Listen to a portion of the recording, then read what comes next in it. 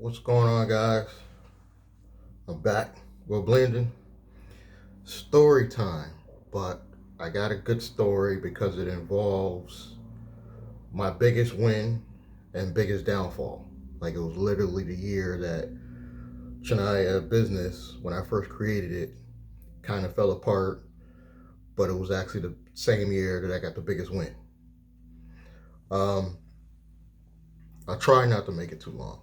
But this is the partnership I had, which it was very dear to me because it involved a family member, my brother, and this is how it went. Um, I already had Shania business established.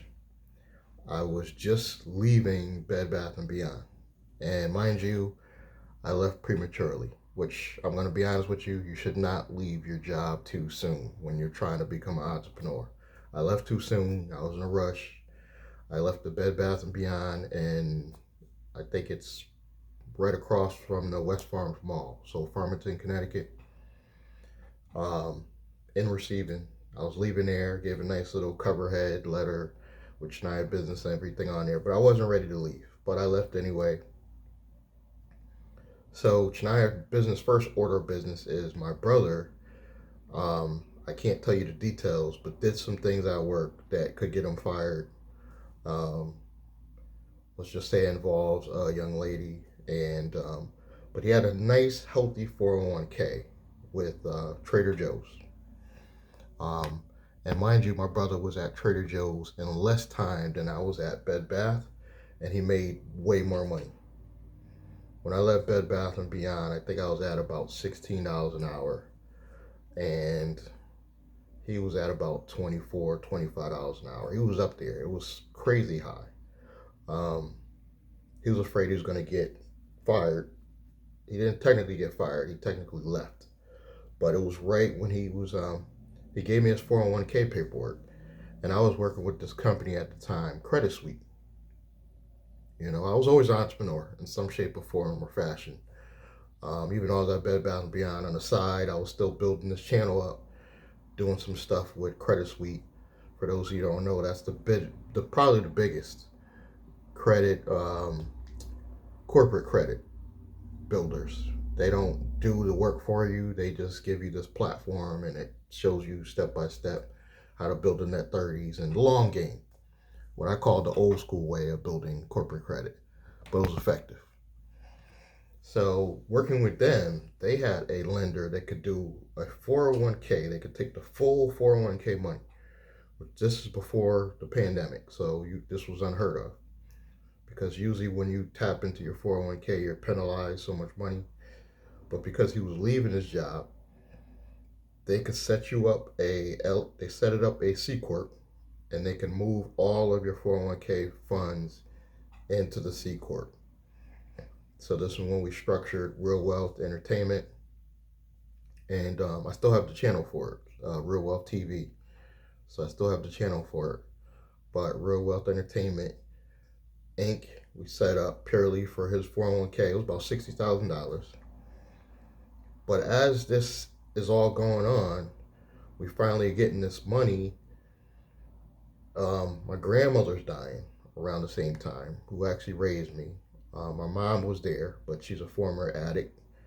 I believe once you're an addict, you're always an addict. But she was there helping take care of my grandmother, but she was not the one that raised me. It was my grandmother that raised me. So I'm depressed. My grandmother's dying. Um, my brother just does not work at this point. He just stopped working. He's depressed in the house. Starts spending up a lot of money.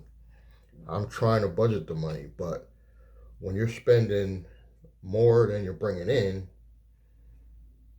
the business is going to fail. I'll fast forward. I started doing Uber and Lyft right around that year, and that kind of saved me. But I lost everything. I had to move out of the house. My brother didn't want to contribute. My grandmother finally died. My mom moved away down south. It was just a lot of chaos and commotion going on. But the thing that I noticed that I learned from this situation was you got to have the right partners.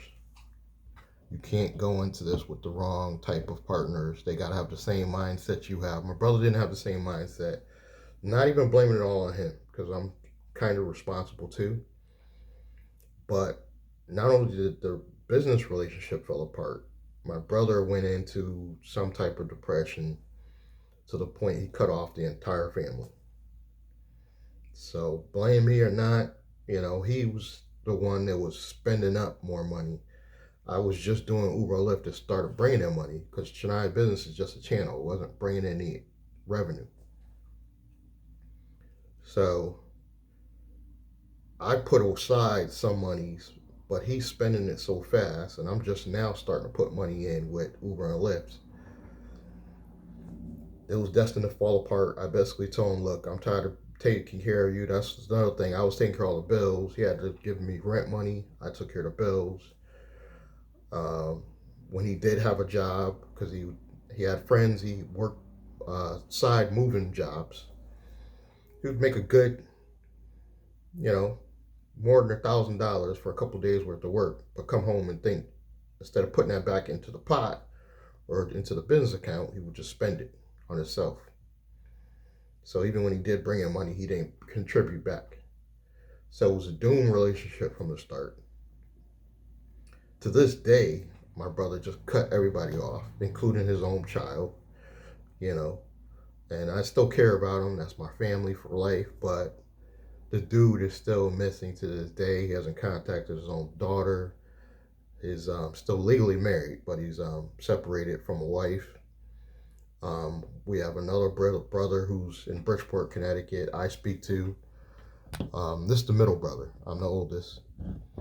And he just cut himself off from the entire family. And I'm pretty sure when I finally run into him, he's blaming me for, not managing everything. But I can't manage a grown adult.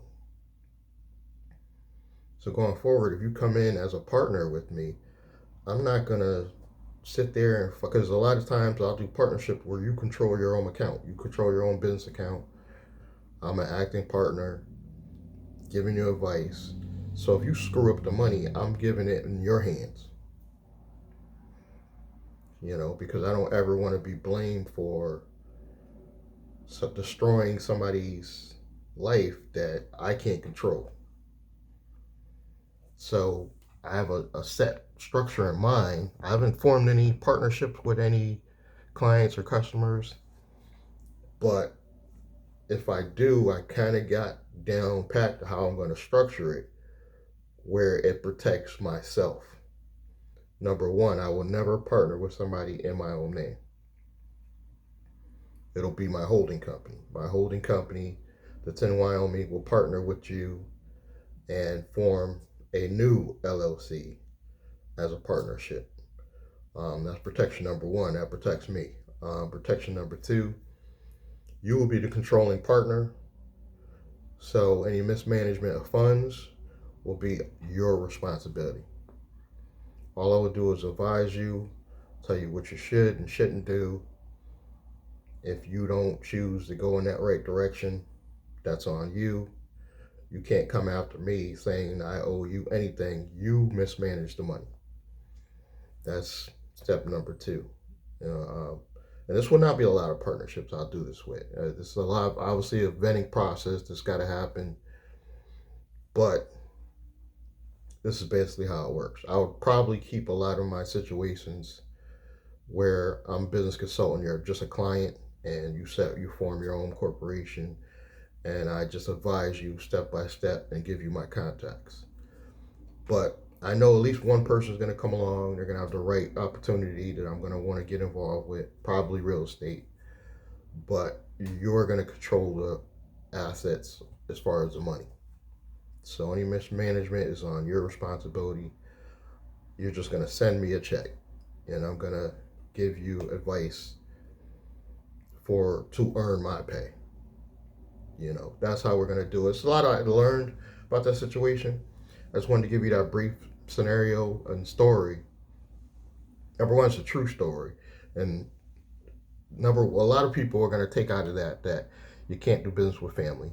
And it's not necessarily the message I'm trying to bring, because the right family member, I believe you can have a successful partnership. Like in some scenarios, I believe a husband and wife in an escort could be an okay scenario if you have the right spouse. Key word, it's not going to be a lot of you. Brother, sister, cousins. I mean, it can work. I just want to caution you guys that it's got to be the right family member. They got to have the same mindset. My brother to this day does not have the same mindset. I kind of was converting him over, but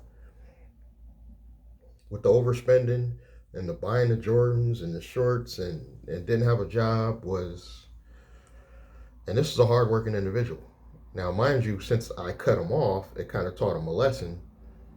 Well, I'm not here to just help take care of you. He did go back out, started working hard.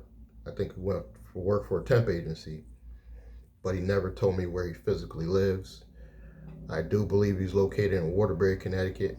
If any of you guys are interested in finding him, his name is Sean Blanding. And I'll actually get Cash App you $100 if anybody runs into him, Sean Blanding. I will actually Cash Up you $100 if you tell me where he is. Because I'm just curious. Because this guy just like disappeared off the face of the planet. All my contacts information is below. And I still care about the dude, but I will never ever again do business with that family member. I'm not gonna say no family member.